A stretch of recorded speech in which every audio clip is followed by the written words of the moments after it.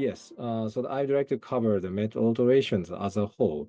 So now because of MET alterations has been focused on the MET uh, exon 14 skipping mutation covered by the MET TKI like capmatinib, tepotinib, and several other ones.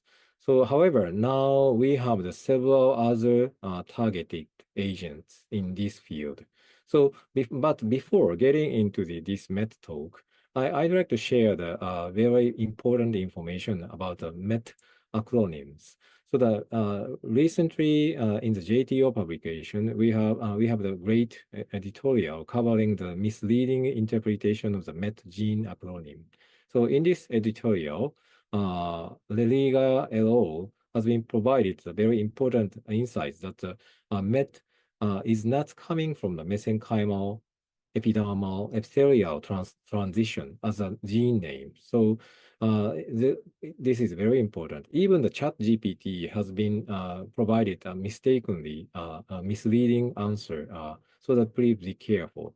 But in the in the appropriate manner, MET gene acronyms is coming from the original presentation or publication of Nature 1984.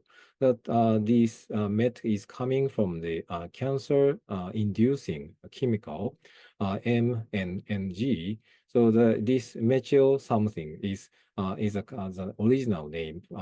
It's related to the MET. So the first portion of the this chemical agent is turning into the acronyms of the MET.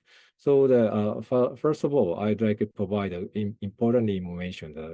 Do not mislead the MET as a gene name. So when we check the MET alterations, we have the several ways to targeting the MET alteration. We have the MET mutation, like the exon 14 skipping mutation, and MET amplification, and MET overexpression, and MET fusion.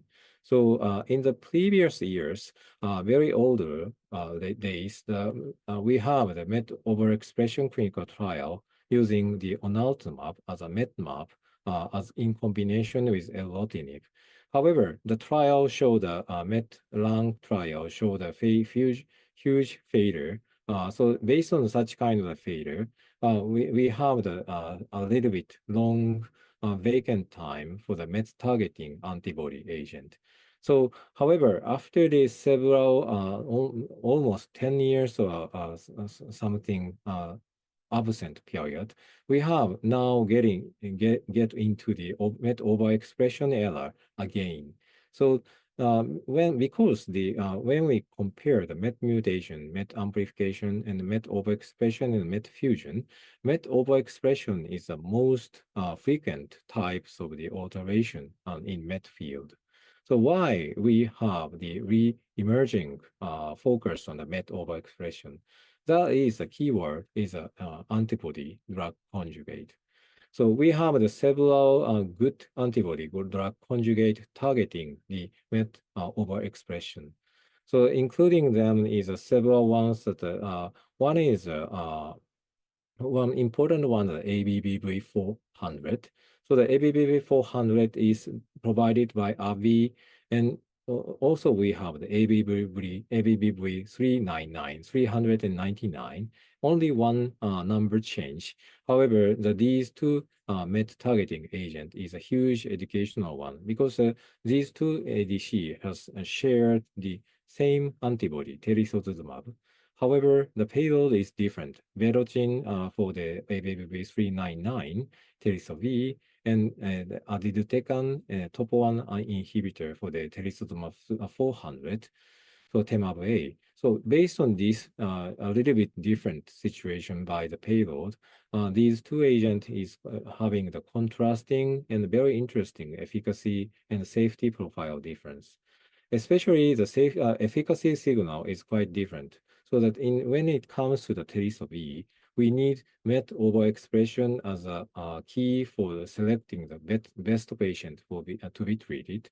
However, in Temab-A, Telisotuzumab ABBV400 example, there is no need to select the MET overexpressed patient population.